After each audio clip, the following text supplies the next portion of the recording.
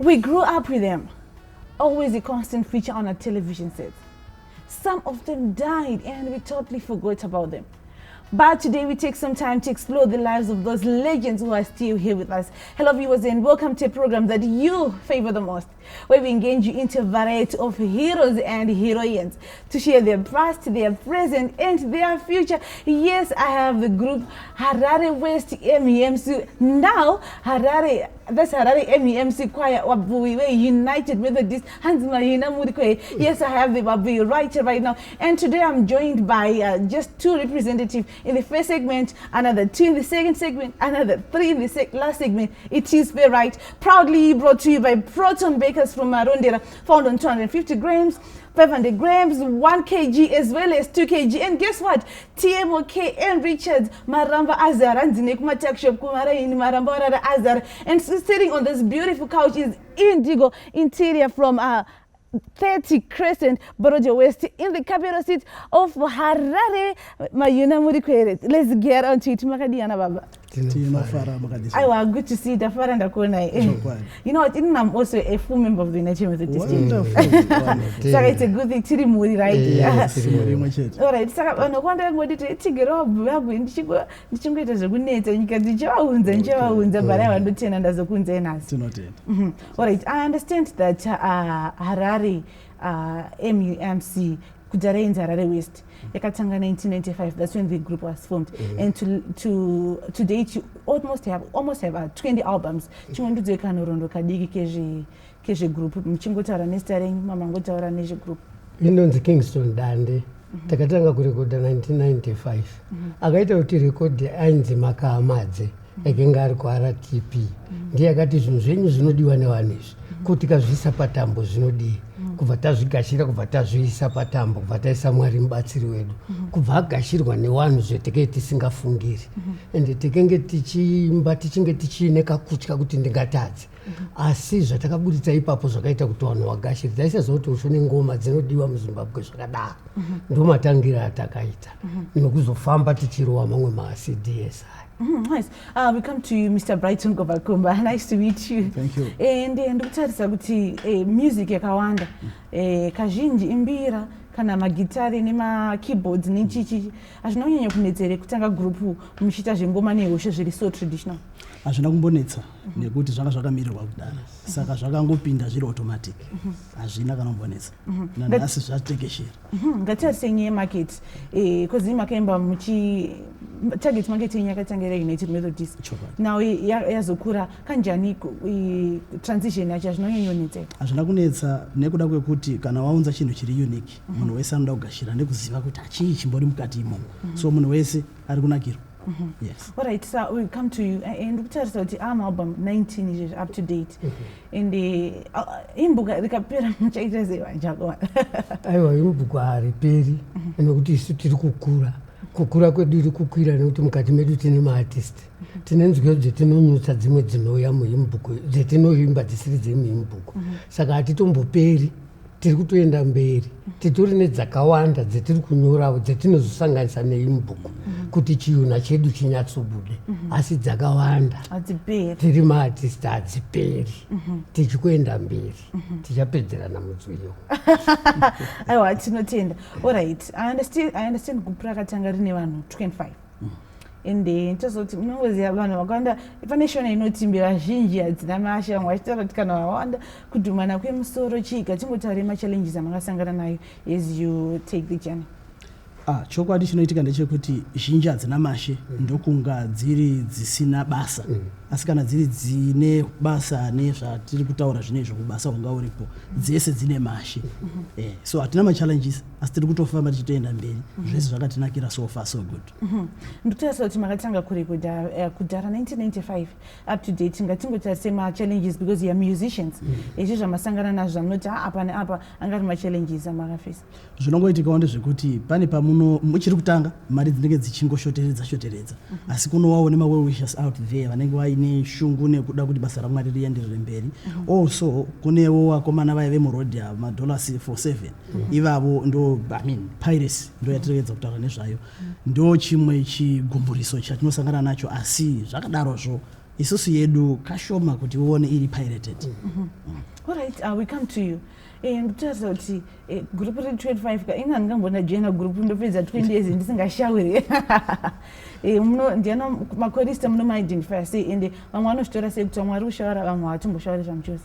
Tine zvipo zvakasiyana ka mumwe anoimba bhesika mumwe petinotema paya pane wakakomborerwa maartist vanodari izvi saka mukati medu tongozvigashira because mumwe anongouya ari basman ende kana ari pabhasi pacho unobva wanzwa kuti inini mutemi ndakatakurwa zvakakwana saka tiri injini yemotikari inoda mapistoni inoda zvakadaro saka inoda bhesi inoda ngoma hatingaridzi tese mukaona ngoma wacho anenge ari kunakirwa zvakaipa ari ipapo webhesi racho kana akuriro unoona kuti munhu ari kuita apa basa mutemi wacho apa basa saka hatine tsani because mapistoni haane tsani ba neaccelerator haane tsani nezvimwe zvinhu tinongofara kana vari kutema tinongonakirwawo ini kana ndakutema anongonakirwawo ende mukati medu tine vamwe wakengu wakatoimba kudhara wakazosarendawo kwetiri kana ini kana ndasvika tine mukuru wetinaye akazondipawo kuti dande ndakusiyira kana indikae ndasvika apa ndiri kutsvaka wendinosiyira saka pa25 payapo vamwe wakafa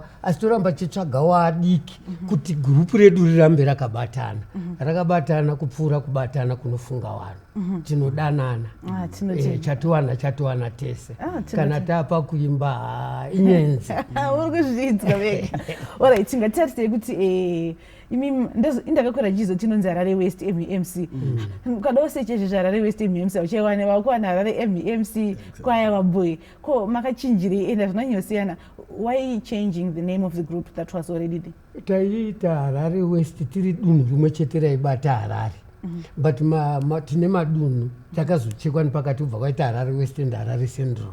Saka takaona kuti Harare West inenge yaita kakwaya kayayo kedunhu rayo Harare Central yaita kwaya tikati toita sei kubva tamira tapamusoro pavo tikati takatovabatsira kuti varonge wayo asi isu tinozoti sevanhu malegends manje taakuziva ngoma nemaitiro acho petinobata panotaura pega magurupu akawanda ekuimba ariko asi panobata malegends panotaura pega kuti wapa basa unagomba nana dandi tinenge tapa basa ndozvatenzika izvo tenzi ane kuururira kwaanoita saka zvaakatirurira ndozvataakuita zvinoda nyasha dzamwari saka tiramba chipowa nyasha nevafundisi kuti tege kuengana asi tidayirane ndezvenyasha izvovana. Nice. Alright, ini ndichikura ndemasunga akawanda ndofarira asi Mwari mubatsiro wangu haatonyefara saka chingoiti dembi chana timberi kubreak. Mwari mubatsiri wedu dakarana zvino iwe mudzivirire Mwari wedu nebandana chigaro chenyu iwe vanhu vanokotwa maoko enyu Yes, I have the Harare West MUMC right here on Living Legends in the Deep Kanema Director and the break. Do not go away because we'll be right back after this short break. This is Living Legends, proudly brought to you by Proton Bakers.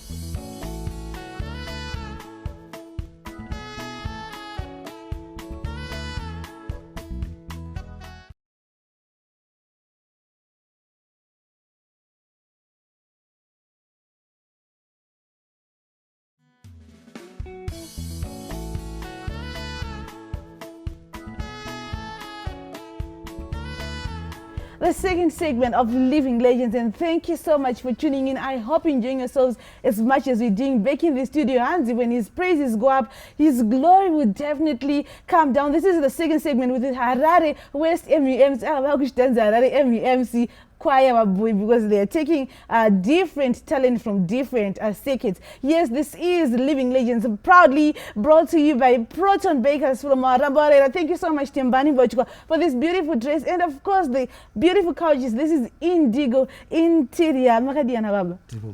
Awatafara takona for Living Legends. We have Mr. Mjeke and Mr. Mpunga, members of the former Harare West MUMC. All right, that's no tender. We're just going on. Chiramba chingu continue noronde group. Alright, saka ndakambonzoti group rakasplit. In fact, ndakambokutsvaga ibva ndanzoti hakusisina Harare West yasplita. Zvizvo zvaitika, maybe mungangoda kuita clear the kutaura chokwadi group harinambobvira split. Group riri kuenda is still going strong.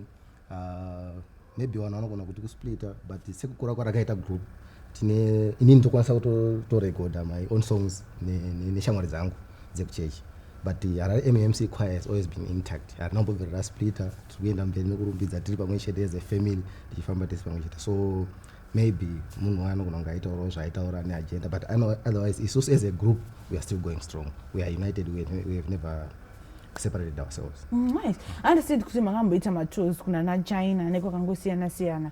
Mangodotudza kuti senge inina ndikaigirwa Vabvuwi kana yoku kana ku India, it just doesn't make sense. Pamunoimba crowd yako inogashira ise and matours amakaita ndapi?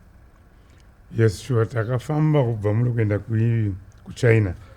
Takaenda tine mission tozowa tichimba shekombo anthem yedu yemuZimbabwe.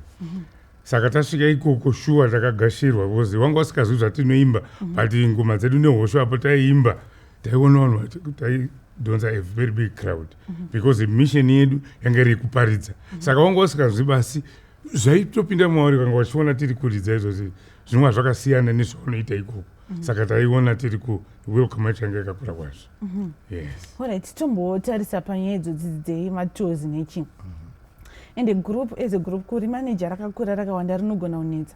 Senge pamendo China pamwe, like I was telling the first two members kuti 25 vanogona vachinetsa nenyaya yekufamba nenyaya chichi. Pamendo kuChina ndiana munotora ndiana munosiya ende munotora zvaita sei? Group redu in other words rinotungamirwa nemweya mutsvene ndiwo unoticontrola. Ndikanzi handinoona muti vaya 36 asi takawanda, but it's a simple statistical issue kuti parode vanhu 6 pana vanhu 25 6 vanotongobuda. So we understand that as tinotora tichitarisa madepartments like the previous speaker has just alluded, totora madepartments mashauri the other parts base zvidaro nengoma. Of course inini handizosari because ngoma inenge ichitodiwa. So that's how we understand, all of the members understand that kuti kana takuselecta ndogona kusara ndogona kuenda. Saka tinonzwisisa tese saka because mweya waMwari unenge uchitungamira uri pakati pedu. Let's talk about the pressures. Remember, you're not the only Vabvuwi who are singing right now, despite the fact that you're one of the first groups akatanga nezvengoma. Mawanda, even my groups churches awanda, even ana church atinga chataredu, but akawanda my groups even my traditional churches ari kuimba Vabvuwi makwaya machi. How are you managing the pressure considering the fact that makatanga muri pa limelight and izvezvi vanhu vakudonzerana? Kukudza chokwadi ndechekuti isusu we are not worried about mamwe groups ariko totofara because munda watenzi wakakura unoda wakawanda vanosakura. Saka isusu pedu tinosakura ende masakuro edu ambotaura kuti tinobva tarowa ndima chaizvo chaizvo. Saka ndiri kufunga kuti vazhinji vanotanga vatsvaga isusu, mukaona kwakuzotsvaga vamwe isusu vaona kuti we are fully booked most of the times because maweekends mazhinji tinogara tiri occupied. Back to the United Methodist. I understand besides Harare West MUMC, sorry to call it, but in those I don't and the kwane groups akawandisa Vabvuwi vari kungoimba vachisimuka vachita. Don't you in any way feel that our days are numbered nenyuya pana vari kusimuka? Hatingadaro ngekuti isusu zvatinoita ndezvekuti tiri kuona kuti sure yes manew groups ari kusimuka, asi isusu takunyusa vadiki vanokwanisa kuita inherit what you have started. Tiri kutovatsvaga vadiki ivavo tinobva taitawo nemabasa ngekuti tiri kukura, we are phasing out. Isusu takuma over 60 tinota kuenda kuretirement, saka vadiki vanofanira kuita carry the legends richiramba riri kusumuka. Saka mukataona kwaya yedu ine wakasiyana siyana in age groups. As you can see, mama muchidachara kuti inini ndakatodzana nemwana wavo chaichai. Serious? Yes. We are not together in this choir. So there's continuity. It's not going to die. This thing is not going to die. Let's talk of the traditional side of the music. How have you managed kuti mukwanise kugara murama muchinoita kwezizve zvitamu 21st century and vazhinji vakuti saika keyboard saika chi, but our latest album rei Harare West rinenge ringori nengoma nehosho chii chikutoti murambe makabatira ipapo? Ndokwatakabva napo, and we always have this in us chekuti we want to remind people kuti that's where we came from. Ngoma nehosho zvine zvazvinoita to bring people closer to Christ tiri muAfrican context. Saka tikada of course zvakanaka kutora zvimwe, saka takasiyirawo vamwe vanoita izvozvo zvemagitare nemakeyboards, which is okay. Munota mangu totomboridzawo dzema-keyboards, but tikazoridza Jobvu unonzwa kuti pane pandasvika, pane pandasvika zvokuti maybe uri wega uchifamba unogona kutombopaka motikari paside kana kuri kunamata wakutonamata. So we thought tinofanira kumaintaina this flavor yengoma nehosho.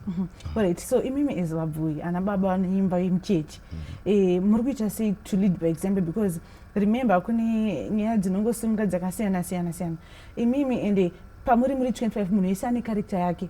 This is the truth of life. Munhu wese anenge aine zvakasiyana character yake. Munoita sei kuti mukwanise kudzoreredzana kuti pamwe panazoputsika ndochitauro cheUnited ndikade kuti like as a group rakarongeka, I need to be honest with you, tine chinotigaida, we got a constitution inotigaida, inotaura zvese, discipline, in terms of discipline haiwa. Alright, ndadzipwa na director nzizvi kana ngavanyara.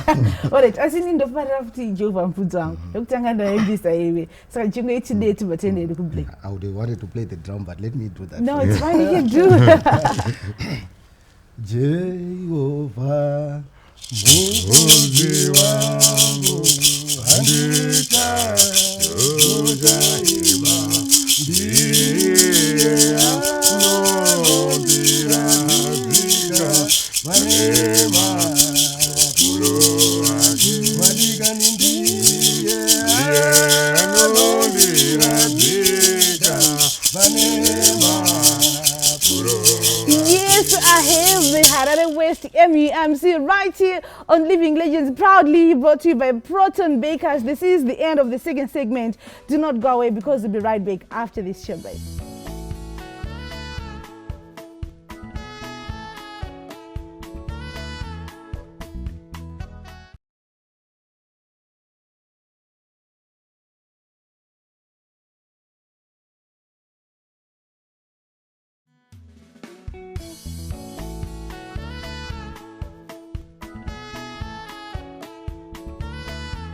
The last and final segment of Living Legends, and thank you so much for tuning in. Indeed, this is the day that the Lord has made. Let you and I rejoice and be glad in it. I have legends of the United Methodist Vabvuwi, popular Vabvuwi, akaimba masonga akasiyana anengoma nehosha, proudly brought to you by Proton Bakers. Thank you so much, Maramba waraira crunchy cookies, and of course achakupira legends enyi Maramba vanomwati makadiyana babu.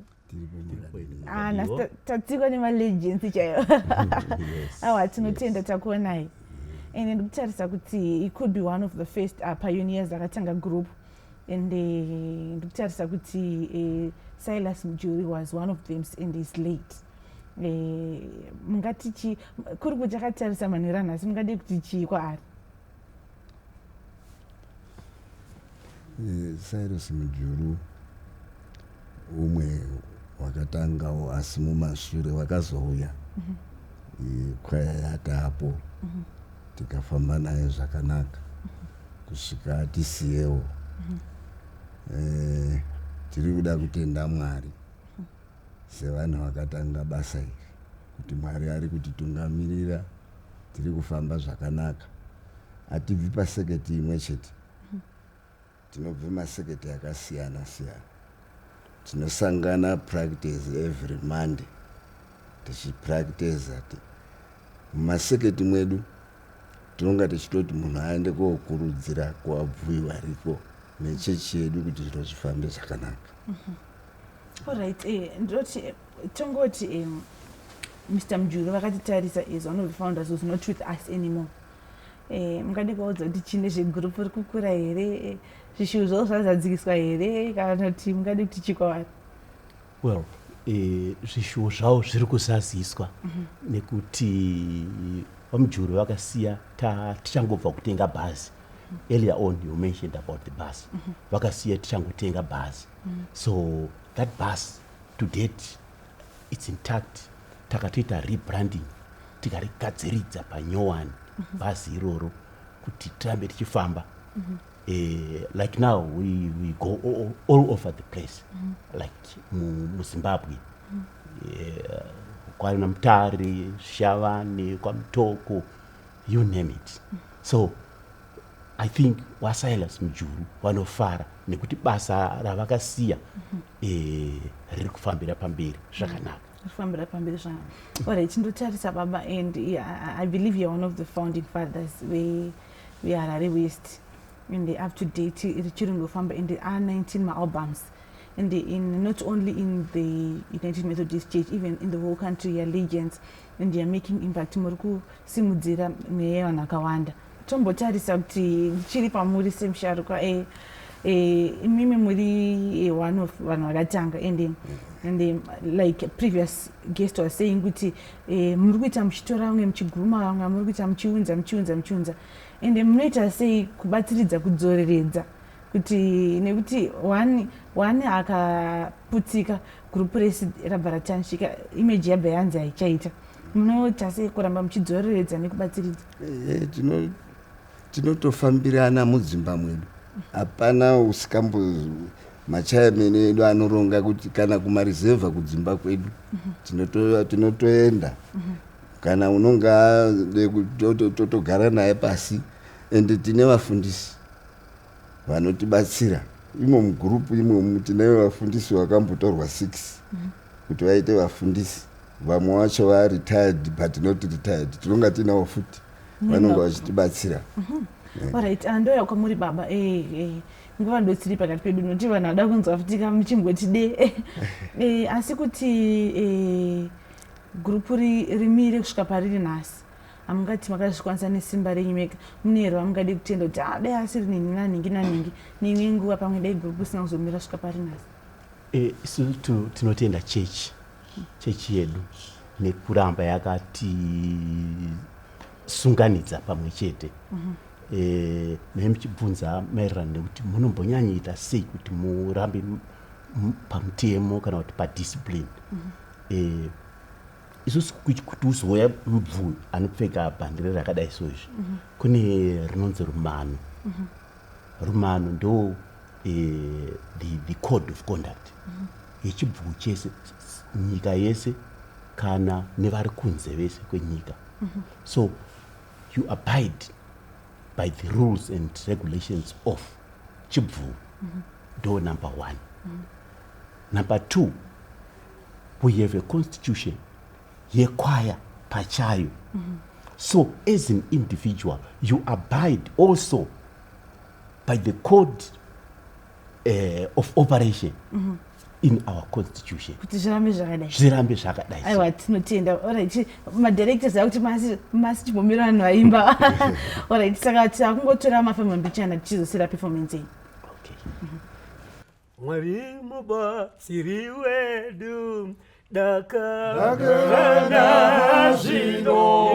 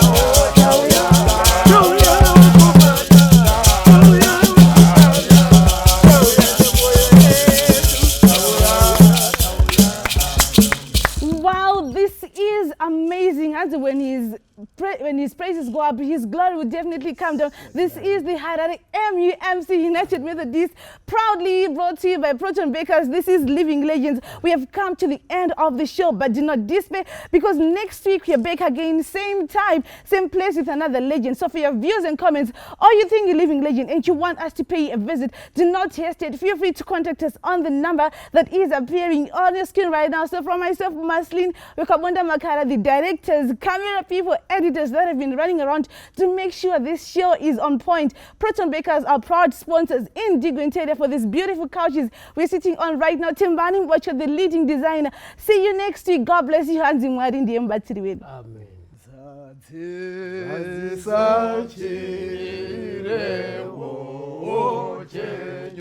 Imi Mwari